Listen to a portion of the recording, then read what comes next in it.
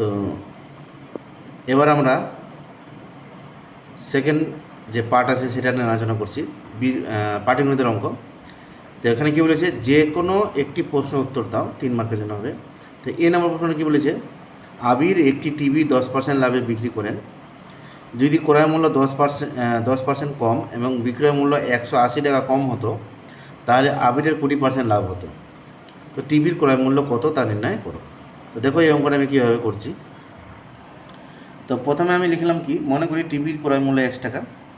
তাহলে 10% লাভে টিভি বিক্রি করলে টিভির বিক্রয় মূল্য হয়, যেটার ফর্মুলা আছে সেই অনুসারে 110x/100 টাকা। এবার বলে দিয়েছে টিভির ক্রয় মূল্য 10% কম হলে নতুন ক্রয় মূল্য হয়, তার মানে 1 টাকার মধ্যে 10% কমে যাবে। তাহলে 100 - 10/100 × x, তার মানে কত হয়ে গেলো 90x/100 টাকা। এবং বিক্রয় মূল্য হয়, তো বিক্রয় মূল্য এটার মধ্যেই হবে, এই কিনা দামের মধ্যেই বিক্রি হবে, আগেটার মধ্যে হবে না, এই দামে হবে। তাহলে 100 + 20/100 × 90x/100, ক্যালকুলেশন করে বের হলে 108/100। তো প্রশ্নের মধ্যে বলেছে দ্বিতীয় বিক্রয় মূল্যটা আগের যে বিক্রয় মূল্য হচ্ছে সেটা থেকে 180 টাকা কম। তাহলে শর্ত অনুসারে কী হবে, প্রথম বিক্রয় মূল্য থেকে দ্বিতীয় বিক্রয় মূল্য বাদ। তো তাই করলাম। তারপরে এখান থেকে এক্সের মানটা বের হলো আমাদের কত, 9000 টাকা। তার মানে টিভির ক্রয় মূল্য হয়ে যাবে কত, 9000 টাকা। তারপরে অঙ্ক বলেছে কি, তোমার দিদি সুনীল মামার দোকান থেকে 260 টাকায় একটি ব্যাগ কিনেছে। সুনীল মামা যদি ব্যাগের ধার্য মূল্যের উপর 15% ছাড় দিয়ে থাকেন, তবে ওই ব্যাগের ধার্য মূল্য কত ছিল তা নির্ণয় করো। তো দেখো এই অঙ্কটা আমি কীভাবে করছি। তো আমি একটু শর্টকাটে করছি, যে ব্যাগের ধার্য মূল্য 100/100 - 15 × 260, ক্যালকুলেশন করে উপরে বের হলো 5200, নিচে বের হলো 17। তো এটাকে আমরা যখন ভাগ দিলাম, তো ভাগ দিয়ে আমাদের বের হলো 305.882, ভাগটা চলতে থাকবে, মিলবে না। তারপরে আমরা অ্যান্সারটা লিখলাম কত, 305.88 টাকা প্রায়। এটা হবে তোমাদের 2 নম্বর অঙ্কের অ্যান্সার। এবার যাচ্ছে আমি 4 অঙ্কে। 4 অঙ্কে বলেছি কি, সমাধান করো। তো যে কোনো প্রসেস সমাধান করতে হবে, বলে দিয়েছি যে কোনো পদ্ধতি। তো দেখো আমি সমাধানটা কীভাবে করছি। আমি সমাধানটা ওখানে অপরের নিয়মে করলাম, 1 নম্বর 2 নম্বর, এটাকে 4 নম্বর দিয়ে, এটাকে 4 দিয়ে, এটাকে 5 দিয়ে গুণ করলাম। গুণ করে ক্যালকুলেশনে এক্সের মান বের হলো 2। এবার এই এক্সের মান 1 নং সমীকরণ বসালাম, বসিয়ে আমি ওয়াইয়ের মানটা বের করলাম কত, -1। তার মানে এক্সের মান 2 বের হলো আর ওয়াইয়ের মানটা বের হলো -1। তো নির্ণয় সমাধান, এক্সের মান 2 আর ওয়াইয়ের মান -1। এটা হবে তোমাদের 4-এর এ নম্বর অঙ্কটা। এইভাবে তোমাদেরকে 4-এর এ নম্বর অঙ্কটা করতে হবে। এবার 4-এর বি নম্বর অঙ্কটা। তো 4-এর বিটা বলেছে কি, তোমার বন্ধু নিতা ও মিতার ওজন একত্রে 85 কিগ্রা।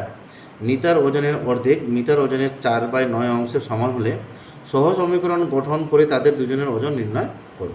তো দেখো ওটা অঙ্কটা কীভাবে করছি আমি। প্রথমে ধরে নিলাম, মনে করি নিতার ওজন x কিগ্রা, মিতার ওজন y কিগ্রা।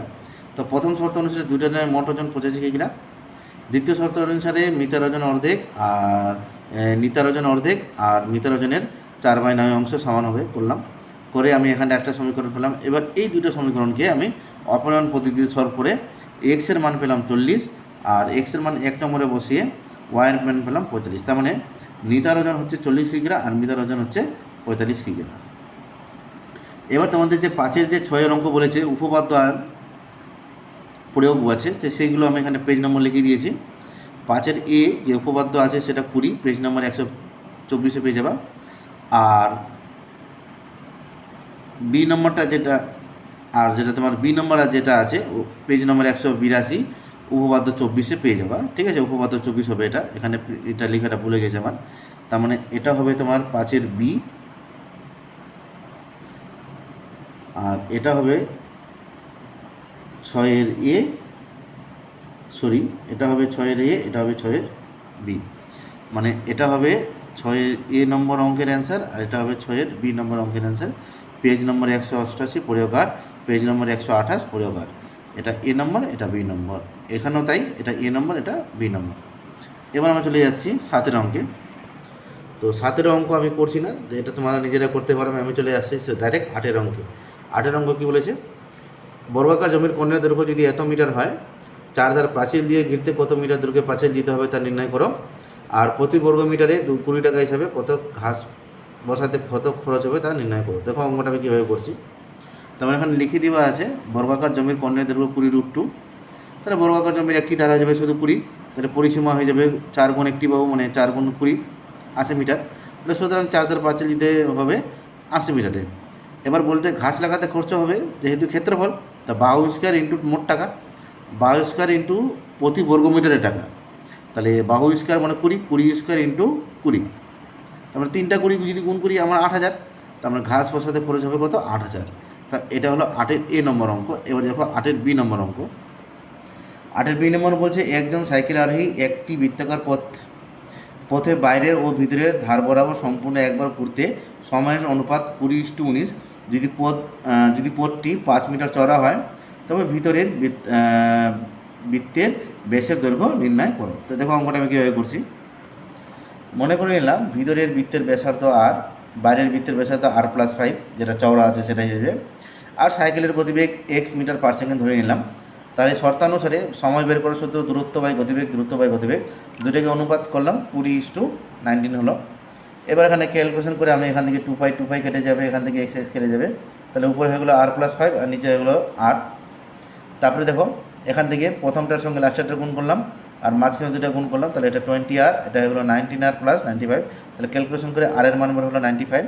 তাহলে ভিতরের বৃত্তের ব্যাস হয়ে যাবে কি এর ডবল, তার মানে কত হয়ে গেলো 190 মিটার। তা আশা করি বুঝতে পারলে বি নম্বর অঙ্কটা কী করে হলো। এবার দেখো অঙ্ক নম্বর সি। একটি সমকোণী সমদ্বিবাহু ত্রিভুজের অতিভুজের দৈর্ঘ্য 12√2 হলে তার ক্ষেত্রফল কত? দেখো যেহেতু সমকোণী সমদ্বিবাহু ত্রিভুজ বলেছে, এটা ডাইরেক্ট সূত্র হবে 1/4 ইন্টু অতিভুজ স্কোয়ার, 1/4 ইন্টু অতিভুজ স্কোয়ার। দেখো ত্রিভুজটির ক্ষেত্রফল 1/4 ইন্টু অতিভুজ স্কোয়ার, ক্যালকুলেশন করে অ্যান্সার বার হয়ে গেলো কত? 72 বর্গ সেমি। এটা সি নম্বর অঙ্কের অ্যান্সার হচ্ছে কত? 72 বর্গ সেমি। এবার দেখো ডি নম্বর অঙ্ক কী বলেছে, একটি রম্বসের পরিসীমা 20 সেমি এবং একটি কর্ণের দৈর্ঘ্য 6 সেমি, তাহলে রম্বসটির ক্ষেত্রফল নির্ণয় করো। তার মানে পরিসীমা দেওয়া আছে আর কর্ণের দৈর্ঘ্য দেওয়া আছে, তো রম্বসের ক্ষেত্রফল নির্ণয় করো। তো দেখো আমি অঙ্কটা কীভাবে করছি। প্রথমে লিখলাম রম্বসের একটি বাহু 20/4 মানে 5 সেমি, রম্বসের একটা বাহু 5 সেমি হয়ে যাবে। মনে করি অপর কর্ণের দৈর্ঘ্য 1 সেমি। শর্তানুসারে হাফ ইন্টু প্রথম কর্ণের স্কোয়ার প্লাস দ্বিতীয় কর্ণের স্কোয়ার √ = বাহু হয়, এই জিনিসটা আমাদের জানা আছে।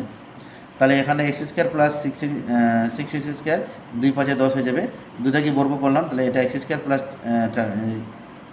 এখানে লিখে দিই 6 6 36 হয়ে যাবে, আর এটা হয়ে যাবে 10 10 100। তাহলে x² সমান 100 - 36 মানে 64, 100 থেকে 36 গেলে 64, তার মানে x সমান কত বের হলো 8। তাহলে রম্বসের অপর কর্ণের দৈর্ঘ্য কত বের হলো 8 সেমি। তাহলে রম্বসের ক্ষেত্রফল হাফ ইন্টু কর্ণের দৈর্ঘ্য গুণফল 6 × 8 মানে কত বর্গ সেমি? 24 বর্গ সেমি। এইভাবে তোমাদের অঙ্ক নম্বর ডিটা হবে।